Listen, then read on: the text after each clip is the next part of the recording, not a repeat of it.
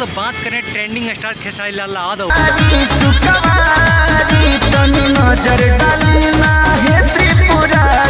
गाना तो सुन ही लिए, एकदम से बवाल है, एकदम से लाजवाब है ना, जगह कोई तोड़ है ना कोई मोड़ है। हम बात कर रहे हैं ट्रेंडिंग स्टार खेसारी लाल यादव के, जगह एगो गाना आया है कि मजनू के जोड़ी बना रहा, एकदम से बवाल है गाना। गाना सुन के एकदम से मजा आ गया, दिल एकदम से गदगद हो गया, एकदम से का बोले का फीलिंग जाग गया, एकदम से मजनू और लैला वाला बात तो करके मजनू लैला वाला फीलिंग जगा दिया खेसारी लाल यादव ने। हम बात कर रहे हैं भोजपुरी के trending star global star Khesari Lal Yadav. Saregama हम भोजपुरी से एगो गाना आया है जगह सब्सक्राइबर यानी कि चैनल के सब्सक्राइबर लगभग 12 मिलियन होने वाला है। वही खेसारी लाल यादव जगह बोलता था कि जमाना जब्त हो जाए, गाना ना चलेगा। देखिए गाना इतना बवाल है कि पूरा आग लग गया, एकदम से तूफान की जैसा, एकदम रॉकेट की जैसा गाना उड़ रहा है, बाजार में एकदम से तहलका मचा। लेकिन हाँ, एक बात तो मानना पड़ेगा, ये गाना के जो म्यूजिक है यानी कि जो म्यूजिक कंपोज किया गया है, ये जाना पहचाना और सुना हुआ नजर आ रहा है। भोजपुरी में दिन प्रतिदिन इसका मामला बहुत ज़्यादा बढ़ रहा है। आपको यानी कि एक तरफ से बोला जाए तो भोजपुरी में चोरी चपाटी का जो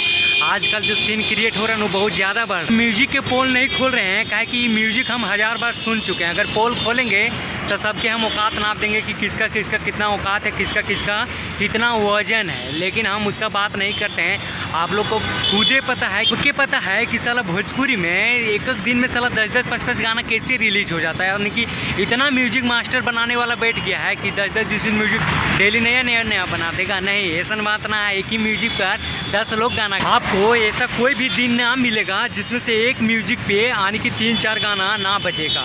आप देखिएगा किसी कभी होगा खेसारी के गाना पर कोई और चुरा के उस पर गा दिया, खेसारी भी चोरी करता। कौन बोलता है कि खेसारी लाल यादव नहीं गाता है? उस खेसारी लाल यादव की बात कर रहे हैं जो बहुत सारे सिंगरों का कैरियर खत्म कर दिया है, जो बोलते हैं कि खेसारी किसी का गाना नहीं चुराता। वही ना खेसारी लाल यादव है, जो छोटा बहुत से सिंगर अपना मतलब कोशिश से बहुत सारे अच्छा गाना गा रहे थे, लेकिन उसको किसी के पर्सनल लाइफ को टारगेट नहीं करते हैं, काहे कि हम उस सब चीज़ से दूर रखते हैं। हम जो सच्चाई रहता है उसकी बात करते हैं, जो हकीकत रहता है उसकी बात करते थे। उसी में से खेसारी लाल यादव के एगो गाना है जो कि बहुत ही बेहतरीन है, जितना सुनिएगा उतना मन भावे।